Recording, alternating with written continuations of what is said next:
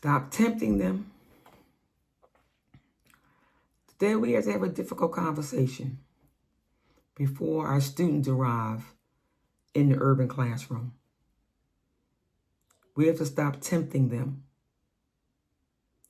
I'm going to say something that may make some teachers uncomfortable. But here it is.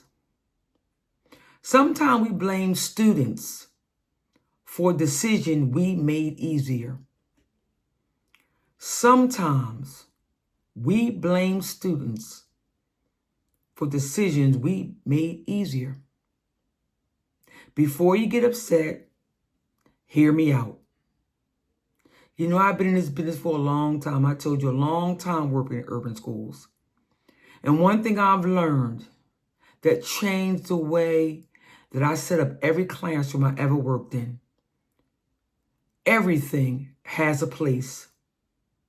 Not because I expected students to do something wrong, but because I refused to create unnecessary opportunities for them to make poor decisions.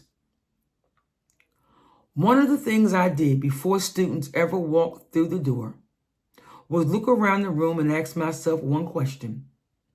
Does everything have a purpose? And is everything in its place? My phone was never lying out.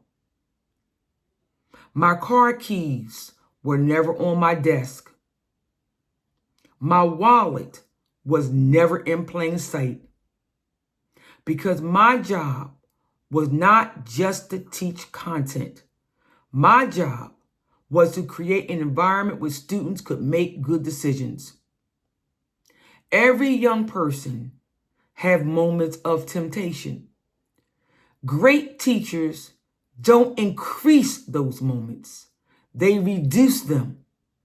When a student sees something valuable sitting on your desk, you've introduced temptation that doesn't have to exist. Leadership means thinking ahead. Leadership asks, how can I prevent a problem before it ever happens? The same is true about the layout of your classroom. Can students move around the classroom without disturbing other students? Can your students easily get the supplies they need? Can you move around the classroom with ease to reach every student? Can students enter and exit the classroom easily? Everything in a classroom has its proper place. Here's a practical takeaway for this week. Before your students arrive, walk into your classroom as if you've never seen it before. And you're going to ask yourself these questions. What could distract my students? What could tempt my students? What could create unnecessary conflict? And what could I move around this room today that will make learning easier tomorrow? Then make the change. Leadership is not one big decision. Leadership is hundreds of little intentional decisions that you make along the way. Here's my reflection question for this week.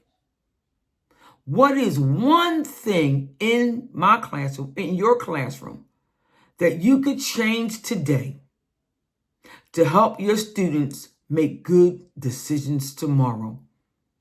Let me repeat that. What is one thing you can do in your classroom that you could change to help your students make good decisions tomorrow? This is a difficult subject to talk about because it's one area in urban education that causes a lot of friction, especially when it comes to things missing and the notion that somebody stole it. I'm here to tell you preparation is the key to everything. Again, I've been in this business a long time. And I never tempted students to make poor decisions. And I hope that you will do the same. Prepare your classroom. Please, before the students ever come into your class.